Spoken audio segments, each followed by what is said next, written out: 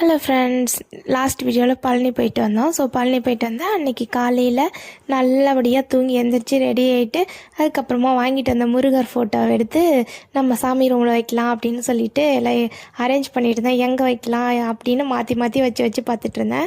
So ரொம்ப நாள் ஆசைங்க இந்த கோல்டு கலரில் இருக்க முருகர் வாங்கணும்னு சொல்லிட்டு. ஸோ அது பழனியில் வாங்கிட்டு வந்தால் இன்னும் ஸ்பெஷலாக இருக்குன்னு யோசித்து வச்சுட்டு இருந்தேன். கரெக்டாக எப்படியோ பழனிலேயே வாங்கியாச்சு. ஸோ ஃபஸ்ட்டு சாமி படத்துக்கெல்லாம் பூஜை போட்டுட்டு அதுக்கப்புறம் பஞ்சாமிர்தெல்லாம் வச்சு சாமி கும்பிட்டுட்டு அதுக்கப்புறம் தான் எல்லாருக்கும் கொடுக்கணும் அப்படின்னு சொல்லுவாங்க. எப்பவும் பிரசாதத்தை சாமிக்கிட்ட வச்சு சாமி கும்பிட்டுட்டு தான் நம்ம அதை எடுக்கணும்னு வாங்க.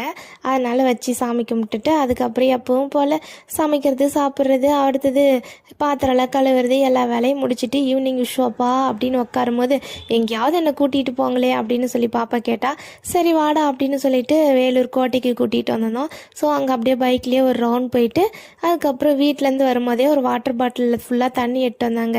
எதுக்குன்னா மணலில் விளையாடுறதுக்கு. ஸோ எப்படா அந்த பசங்கள்லாம் கிரிக்கெட் விளையாண்டு போவாங்க, நாம் மணலில் விளையாடினாலும் வெயிட் பண்ணிகிட்டு இருந்தா அதுக்கப்புறமா கொஞ்சம் இடம் கிடச்சிது போய் மணலில் விளையாண்டுட்டு அப்படியே விளக்கு செய்கிறேன்னு விளக்கு செஞ்சு எடுத்துகிட்டு வந்து காமிச்சிட்டு இருந்தா. சூப்பர்டா அப்படின்னு சொல்லிட்டு என்ன ஆளை விட்டா போதுண்டா சாமின்ற மாதிரி நான் தனியாக உட்காந்துட்டு இருந்தேன். அதுக்கப்புறமா வந்ததுக்கு ஐஸ்கிரீம் வாங்கிட்டா.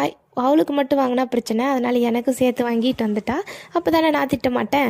அதனால் சரி விட குழந்தை ஆசைப்படுதேன்னு ஆளுக்கு ஒன்று சாப்பிட்டுட்டோம்.